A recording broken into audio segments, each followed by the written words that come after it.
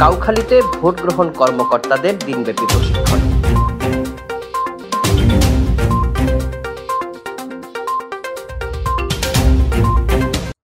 ষষ্ঠ উপজেলা পরিষদ নির্বাচনের প্রথম ধাপ উপলক্ষে কাউখালী উপজেলায় ভোট গ্রহণ কর্মকর্তাদের দিনব্যাপী প্রশিক্ষণ কর্মশালা, প্রিজাইডিং অফিসার ও সহকারী প্রিজাইডিং অফিসারদের সাথে মতবিনিময় সভার আয়োজন করা হয়েছে।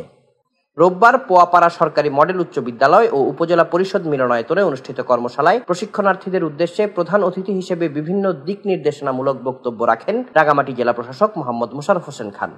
এ সময় জেলা প্রশাসক বলেন, ৮ মে ষষ্ঠ উপজেলা পরিষদ নির্বাচনের ভোট গ্রহণ সুষ্ঠুভাবে সম্পন্ন করা হবে। এজন্য আপনারা আপনাদের দায়িত্ব সুষ্ঠুভাবে শেষ করবেন। আপনাদের নিরাপত্তা আমরা দিব।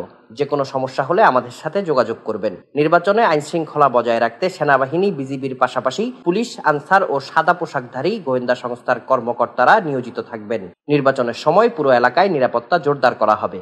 কাউখালী উপজেলা নির্বাহী অফিসার রক্তিম চৌধুরীর সভাপতিত্বে এতে বিশেষ অতিথি হিসেবে বক্তব্য রাখেন পুলিশ সুপার মীর আবু তৌহিদ, সিনিয়র জেলা নির্বাচন অফিসার ও রিটার্নিং কর্মকর্তা মোহাম্মদ মনির হোসেন, অতিরিক্ত police super Kaptai circle Mohammad Saiful Islam, Kawkhali থানার ওসি রাজীব চন্দ্র কর।